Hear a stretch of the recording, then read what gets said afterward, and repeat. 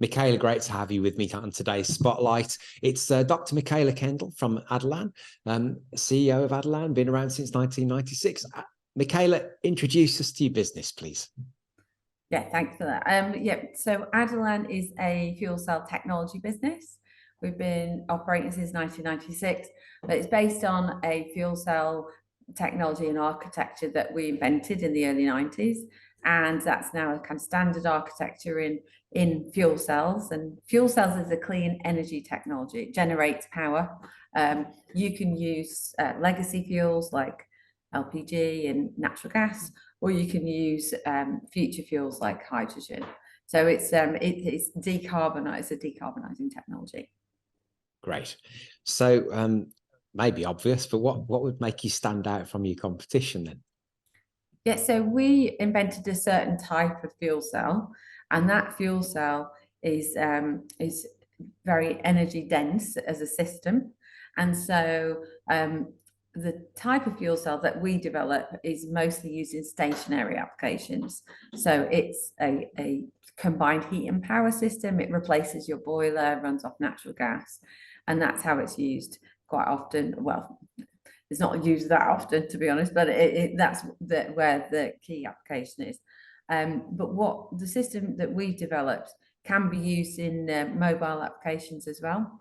So what's novel about it is that it can be used in transport, so automotive, rail. We just did a world first a couple of weeks ago with coal-ash rail, showing how solid oxide fuel cells can be put on trains to reduce their fuel costs, reduce their carbon, reduce air pollution, reduce noise. That was the most important thing for them. So yeah, stopping the idling noise. So yeah, we stand out because we've got these products that can go into lots of different applications and provide these benefits, which are lower fuel costs and lower carbon. Those are the two that most people sort of focus in on. Yeah, and that's why we stand out, because we innovate and we manufacture these fuel cells. Great, thank you. You were saying before I hit record, you've been talking to people, they understand it a little bit more now. Hydrogen, that's the future. I mean, future's now, isn't it? So it sounds like exciting times for your business. Where do you perceive it's going to go in the next 5 years, Michaela? Your business, that is. Yes, so we're already a globally known business. Even though we're a small business, we are respected around the world for inventing a specific type of technology and then also showing how it can be used. So working with different, what we call technology partners, and they come to us with a specific problem. They can't find an energy system that does what they need it to do to decarbonize what maybe they already do. So for example, in an automotive application, they've moved to batteries, but batteries don't work for long enough, or they need a range extender on there. And we work with those technology partners to develop new products. And that's been a very involving process. And we've been showing people how this technology works. But I think within the next 5 years, it's going to be less about that, because we've made that case. We've demonstrated, and people are really excited now about the prospects of that. And where I see us in 5 years' time is having a manufacturing base in every continent, and that these technologies will be commonplace. They might not be in every house and every car, but they will be in lots of different applications, and they'll be proving that commercial case independently. So basically, the technology will have a life of its own, and Adelan will still be the source of that innovation. Brilliant. Exciting times. Yeah, really exciting. I think what's really exciting is that people start to understand that hydrogen, so that's hydrogen is a fuel, but hydrogen technologies, the technologies that use these futuristic fuels, clean fuels, those technologies really are part of the answer for climate change. And net zero for a lot of people is a very difficult concept. I mean, we talk about it, we hear about it in the news all the time, but people don't want extra costs associated with that. They don't want to feel that they're under pressure to have to do that. So we have to explain the benefits and what's in it for them. And that's why it's exciting. Great. So what would you say your biggest learning has been since you've been in this business, Michaela? Be very patient. Be very patient, because I just thought when we started the business in '96, we just thought, right, great, it's going to happen. You know, that this is obvious and inevitable, and this is imminent. Not quite true. But what's interesting, if you're going to have a technology which is very new, it's innovative, and it's not what people are used to, it takes a lot of explaining, and people are not sure, that they're skeptical, which is always good. Scientists love a skeptic. You know, we kind of like converting them. But the thing is, it just takes a long time to explain those benefits. And I think what we've got to do is explain it better. And we have got better at that, but that's taken a long time. Okay. Yeah. You may already have alluded to this then. What's been your biggest challenge in the business so far? I would say being in the UK. That's interesting. Yeah.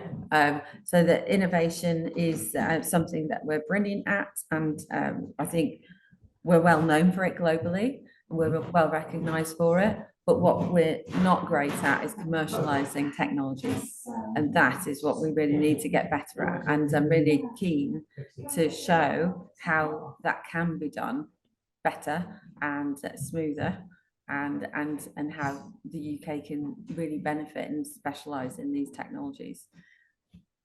Yeah, great, thank you. If you're sitting having a conversation with your 18-year-old self, what would you say?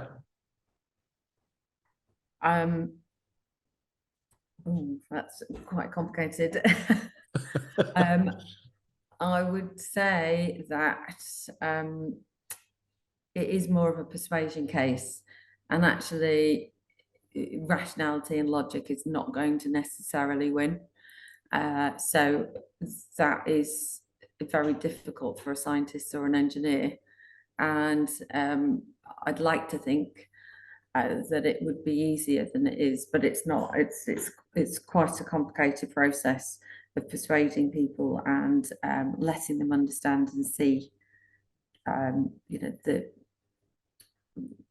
how things can be improved, or how products and technologies can really make a big difference. So yeah, I would say that's a more complicated bit. I was in London this weekend and explaining the technology and the benefits and the potential of hydrogen, and people were really quite negative about net zero, about how it didn't feel like it was a choice they wanted to make, or had been asked to make. And so that is quite a challenging political, socioeconomic issue. It's not really about the rational, scientific, and engineering arguments. So yeah, it's that's a complex. You know, selling a technology is complex. Yeah, very much so. Okay. What's the one piece of advice you'd give to other business owners?